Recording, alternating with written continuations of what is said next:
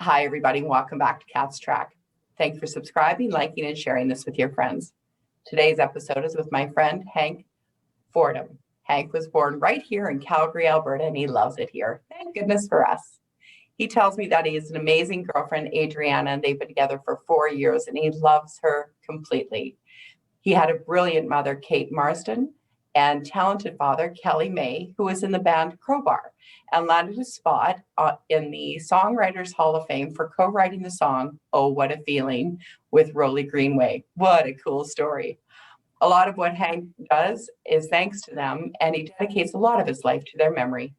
He also mentioned that he has a twin brother and 2 sisters that he misses very much.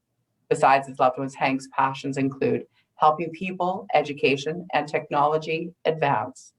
He enjoys being able to be in the cybersecurity industry as it helps people in their time of need, even if they are not aware of it. And in fact, isn't it true, Hank? We're not normally aware of it. Friends, you'll find his full bio attached. Hank, thank you so much for joining us today. Thank you so much for having me, Catherine. I'm glad you're here. Hey, I heard you were on the Oprah show once. I was actually on Dr. Phil, and one little correction. My dad's name, he's Kelly J, and yeah, he's in the Songwriters Hall of Fame. I'm actually wearing his shirt today, so yay! And I'm actually wearing a crowbar that he made, which he gave the another matching golden version of it to Pierre Elliott Trudeau. So that's super interesting. Wow, that is very interesting. You're very proud of what your parents did. That's so cool. Mm-hmm. Yeah, I thank them for a lot of my creativity and smarts. Well, you're definitely all that and more. I'm sure they're very proud of you shining down from heaven. Thank you so much. Thank you, Hank. Are you ready for the questions we sent you? Yes, ma'am. All right. Wow. Now tell me why you do the things that you do. So this all really started out as kind of a hobby for me and kind of slowly developed into a full-time passion. And so when I was young, I was a huge fan of toy trains. And I think that had something to do with my first kind of inspirations in the hacking world.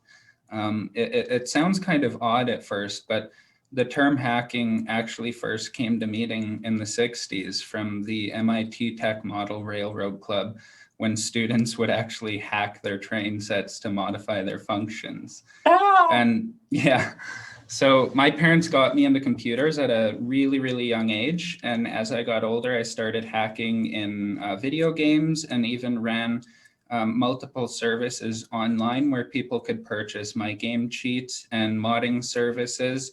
The coolest kind of thing to me was that it allowed people with disabilities to enjoy video games that they would otherwise be unable to enjoy. Or one really cool story was a grandparent. It allowed him to play games with his grandchildren that he wouldn't usually be able to play with them without any kind of like an aim assist or some kind of an assist of some sort. So I eventually started exploring the hacker world outside of gaming and quickly realized that there was an alarming neglect to cybersecurity when it came to the professional world. Not only kind of a lack of training in the corporate environment, but a lack of professionals to try and mitigate these situations. I suppose what I'm most recognized for right now is my work in alerting companies and end users about the risks with kind of reusing passwords or not using two-factor authentication, for example. I remember around 2016 and 17, I remember seeing a new tool come out that was called Sniper. And what it allowed people to do is really easily carry out a credential stuffing attack and with very little to no technological know-how. And so they could take a big dump of stolen credentials and throw that against almost any website they wanted. So you ran into, at first, it wasn't a huge problem because you would run into kind of, mostly a younger demographic using the method to get into, social media accounts, gaming accounts, Netflix, pizza, you name it. But kind of as expected, not too long after, came of a bit more malicious crowd and sub-community using the methods and tools to break into accounts with a goal to steal financial information or private information, anything that they could really to get to use for themselves or to sell online. So it became an increasingly hard problem to mitigate until companies really became aware of it. And for the company I was trying to warn, this took much longer, unfortunately. And I went about warning some of the companies affected before they could become a victim themselves. And I interacted with a lot of mom and pop shops. There was a hair salon. I remember really clearly they recorded the interaction.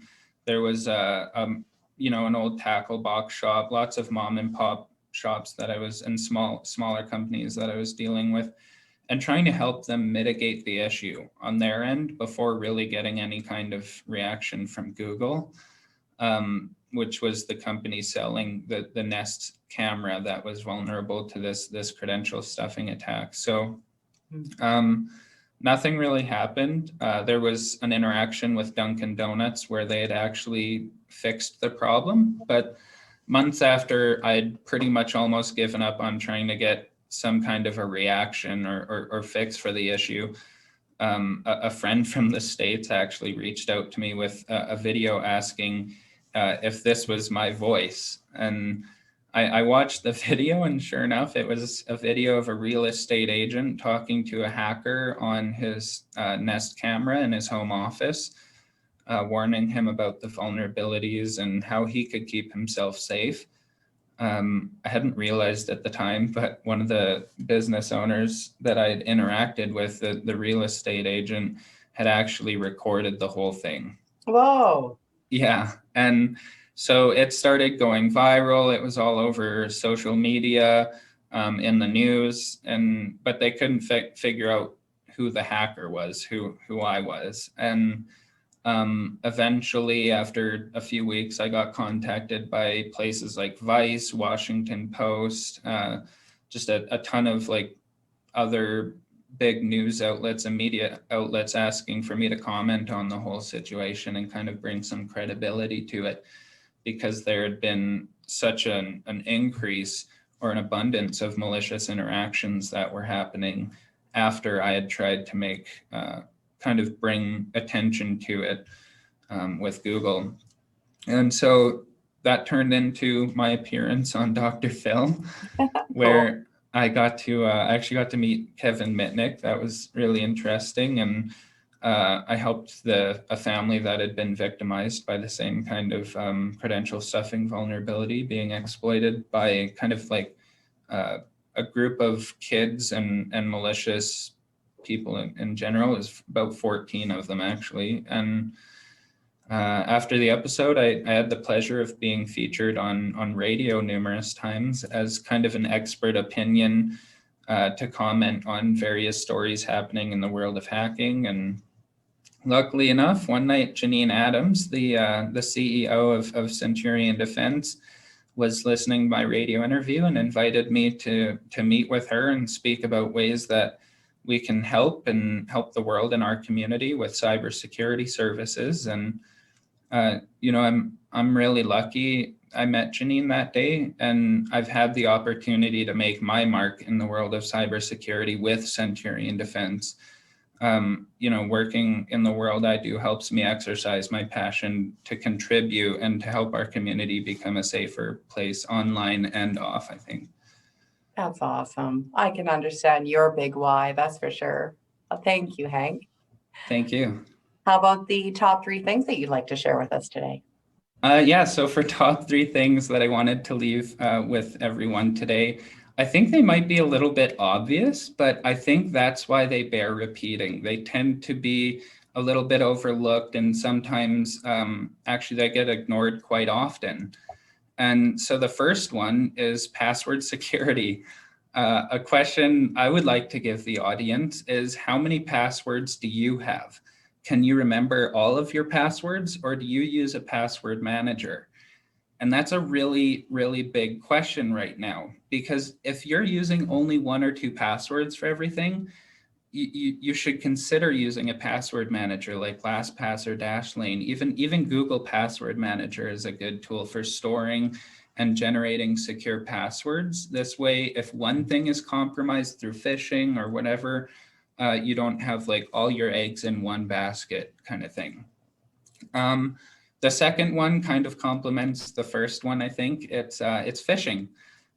Try your best to think before clicking on emails or text messages. That might seem like they might be off a little bit, you know, or sometimes maybe asking for some kind of personal information. Hackers are always trying to use emotional content to trigger some kind of brain chemistry in order to hoodwink you into clicking or submitting data before your brain has time to step in and think. So, you know, just don't autopilot when you're using the computer, and try and think before clicking or submitting data to an email or a text message. Even a phone call can be a form of phishing. The third one, again, I feel like maybe this one's super obvious, but two-factor authentication. I think everyone should use it everywhere that they can. I can't stress that enough. Well, it doesn't totally protect you completely from hackers. It definitely makes it much harder for them to do anything. And it kind of improves on that whole idea of security with redundancy. The more things that they have to get through, the harder it gets. And this also kind of takes away that factor of being attacked by what we in the industry would call a script kiddie, or someone with very little to no technological know-how. And that's what we saw was happening with this credential stuffing vulnerability, is people with very little to no technological know-how had the ability to go grab this self-serve malware or hacking tool and complete attacks that would have otherwise taken someone with a little bit more technological know-how. But two-factor authentication usually kind of gets in the way of that kind of an attack. All very good advice, Hank. And, you know, it's good for you to say it over and over, because I talk to lots of friends that don't practice what you just said. In fact, we just did the two-step authentication just in the last month. So can you tell me, you remember the story that Bruce Edgelow and I went through, where my phone was copied within 20 minutes of being at a conference? Would that have helped with them stopping that from happening? Could that have stopped them, or would they still have been able to copy my phone?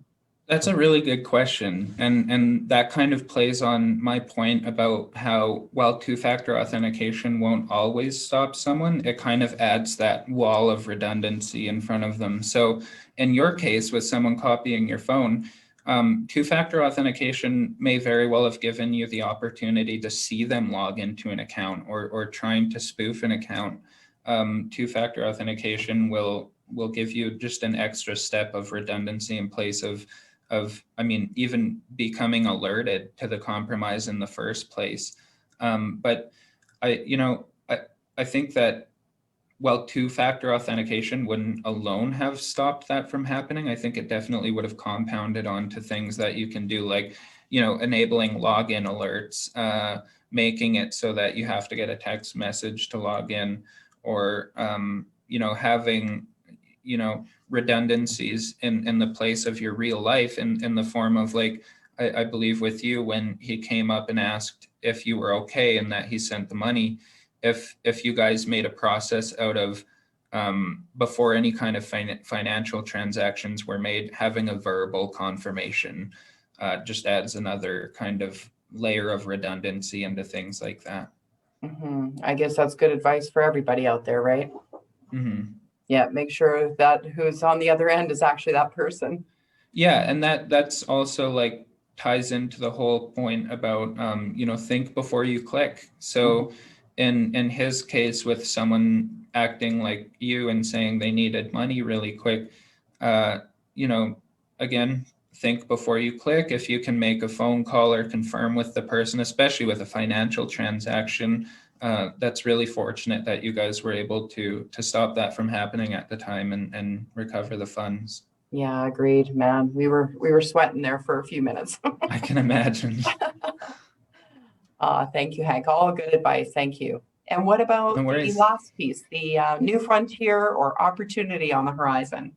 Yeah, so that's a really good one. I see a ton of opportunity for myself and for Centurion Defence in the coming year. You know, with the developing circumstances surrounding COVID, I think there's a lot of opportunity for us to get out there and help, especially with more people working from home and the increasing demand for training and awareness. One thing we kind of saw and noticed at Centurion Defence is that there's nowhere for small and medium companies or families and private entities to get help when it comes to being hacked or potentially becoming a target. And so there's no form of mandate to help protect our communities and small business owners from becoming a victim. One of the foundational goals we have at Centurion is creating a form of mandate for not only community and families, but also small and medium businesses in the event that they become a target to hacking and before the event that they become a target to hacking. You know, we look forward to helping not only medium and big companies in the professional world, but also kind of small ones and family-owned businesses and families that otherwise like wouldn't have the resources or the ability to kind of fight back in these kind of circumstances. I think we also have the privilege of being able to offer some of the most talented instructors for training on the Retrain Canada side, and some of the most talented professionals in the cybersecurity world. We're really doing some amazing things, and I think we have our work cut out for us in these unprecedented new times. Oh, I'm really blessed to have been a part of the whole team here, especially during the last year, and I really feel like work is a second home for me. I think that's another really big value we have at Centurion Defence is everyone feels like family, and we all take care of each other. You know, I look forward to seeing the company grow in the coming year and seeing who joins our family. aw, that's so nice, Hank. I love your attitude. Thank One you, more question, Catherine. if you don't mind. It's a little off script. No worries at all. So, as we know, the decisions that have been made around this lockdown have literally crushed small, medium, and well, all business. Mhm. Small to medium is the specific question I have for you today. As you can imagine, many are struggling already. And to think of one more expense, although preventative and very important one to consider, is this an economical decision, or is this literally something that they would have to raise money for to get done for their organization? I think that depends on who you're speaking to. I think that it's definitely an economical decision. I think that not only, you know, being prepared and having the training and awareness in your company, whether it be small, big, or medium, is really valuable, and it really does put you at an advantage, especially right now with, you know, everyone working remotely and such a demand for awareness and training with all the hackers and spending so much extra time creating even more and more complex campaigns to target companies and even private users. So I think that it depends who you're asking, but regardless, I think it's definitely a step worth taking. And I think that's a really big kind of goal for us, is to make this kind of a service available for anyone, Mm-hmm. That's regardless awesome. of their financial situation. That's really good to know. Well, thank you for including us all in that. I appreciate it. No worries. Thank you again, Hank. I really appreciate it. Keep up the good work. I love that you've married your passion, purpose, and you're able to serve the community at the same time. And what a great team you have over there. Keep up the good work. Thank you so much, Catherine, and thank you for inviting me to speak on CatchTrack. And thanks again for creating such an amazing platform. It's really my pleasure to be a part of it. I'm honored that you were there. Thank you so much, Hank. Thank you. Everyone, Hank Fordham with Centurion Defence. Check out the good work that they're doing and ask for a quote. It's worth it. See what the entry point is for you. It doesn't matter what amount of money you've got to put towards this. It's a great investment. Very important to protect what we do have while we have it. Thanks for joining us on Cat's Track. We'll see you next time.